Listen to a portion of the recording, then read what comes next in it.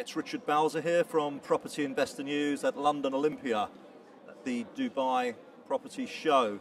And I'm now here with Abdullah Khalil from Binghatti Properties. Binghatti Developers. Binghatti Developers. Good afternoon. Good afternoon. Thank you for having Hi. us. Indeed. Thank you for giving up your time. Abdullah, can you just tell us who your company are, what you're doing here in London, and what sort of product? So first of all, who you are and what you're doing here. Sure. So Binghatti Developers is a property developer based in Dubai. We focus on affordable properties in the mid-segment of the market. Right. We're here in London. We were here last year. Actually, the ownership of the company is British, so we felt that it would be important to participate in London as well as encourage the initiatives of the Dubai Land Department. Okay. They're a sponsor of this Yes. event. So that's why we're here. Okay. And clearly in the background here, we've got striking-looking Yes. product, the building. Whereabouts this is in relation to in Dubai itself? Yeah, so this is in an area called Dubai Silicon Oasis. Right. It's the first smart city in the UAE. It's got Wi-Fi throughout the community. It's about 10 minutes from downtown Dubai, right on the corner of Dubai Lane Road and Sheikh Mohammed bin Zayed Road. Okay. So a very central location, about 15 minutes from the airport, 20 minutes from Dubai Marina and the Palm. 10 minutes from downtown. So Right. it's a very central location, right next to Dubai Academic City. So you get a lot of college students, a lot of people working in the tech industry, and really up-and-coming community. Okay. And this building, it's in the process of being built, or is it sort of Yes. at the off-plan stage? Yes, so this building, it's called Binghatti Pearls. It's under construction as we speak. The structure is actually completed. Now its finishing works are ongoing. Okay. We'll be done with the building in March of 2017. Right. By then it'll be fully handed over and ready. Your company's background what's your history in terms of? Sure. So we've got 6 completed projects. Right. Previously, we were focusing on institutional clients. Uh-huh. So we were building projects for banks, for real estate funds, for institutional investors that would come and buy the full building. Right. Just recently, we've kind of pivoted our focus to projects tailored for end users. Yes, so, sure. studios, 1, 2, 3 bedrooms, and duplex apartments that the average person in Dubai could afford.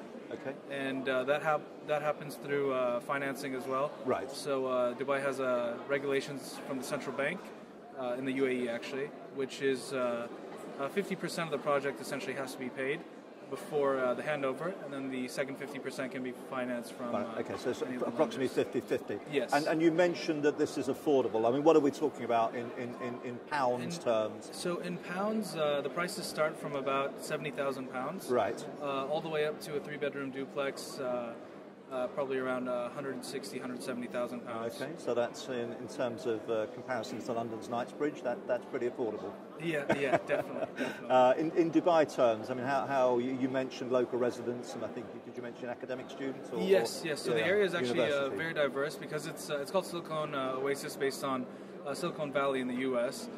So because of that, they have a lot of tech companies. So you get a lot of expats from Europe, from Right. Australia, from India. Uh-huh. In addition to that, we have the Academic City, which is 30 universities in Dubai, and that brings in a lot of different diversity to the community. People from Africa, from Europe, from Right. all over the place that happen to be living in Dubai. That's the main area for college students, essentially. Okay, and they are renting, Yes. or some of them purchasing? So Academic City, it's adjacent to Dubai Silicon Oasis, and so a lot of the students are either renting or purchasing units to live in throughout their stay and after graduation. Okay, and a typical stay would be what?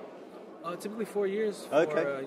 the university education. Sure. So if you were purchasing from an investment perspective, Yes. and you owned the building, so owned the individual apartment, or Yes. studio, or whatever, you could expect that maybe you would have a tenant for 4 years, definitely. a long-term tenant. Absolutely. Yeah. Most of the units we're selling are getting between 10 and 12% net.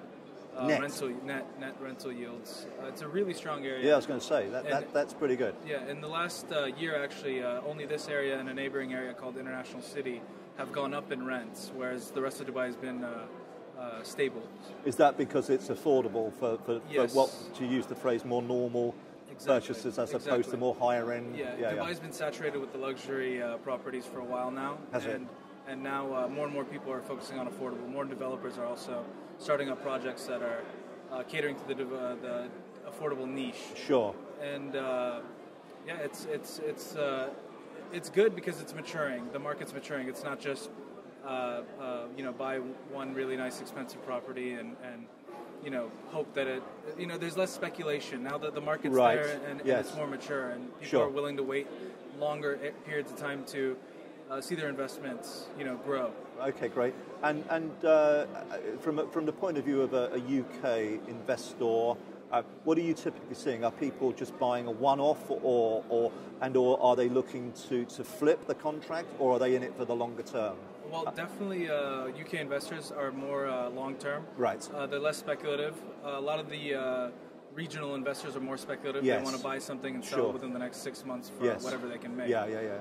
But no, the UK actually they're the second most, the second highest investors in the UAE, following India and Pakistan. Sure. And so they know the Dubai market. They understand the rules and regulations, and they're willing to, invest and keep their money there for a longer period of time. So we touched on the product, we've touched on the financing. Sure. Literally you mentioned 12% net yield. So yes. Obviously that doesn't include finance costs. Roughly what would be a typical finance percentage cost on the proportion that's borrowed? Yeah, so we've seen interest rates or profit rates depending on whether you go with the traditional or Islamic banking offered in the UAE. Mm-hmm. And they vary everywhere from 2.75% APR to the higher end is probably 5-6%. Okay, and what lending term would that be typically? 15 or 30 year, depending on your preference. So after net costs and then finance costs, you've still got by the sounds of it, a pretty healthy return. Absolutely. That's we actually encourage a lot of our investors not to pay cash and to rather finance and sure, and, make more using return. leverage, gearing, etc. Absolutely. But it's still relative. By the sounds of it, it's still relatively safe levels of gearing. Definitely. If we're looking at around 50%. Definitely. Yeah. The banks and the authorities, the Dubai Land Department, have done a really good job of regulating the market to curb speculation. Sure.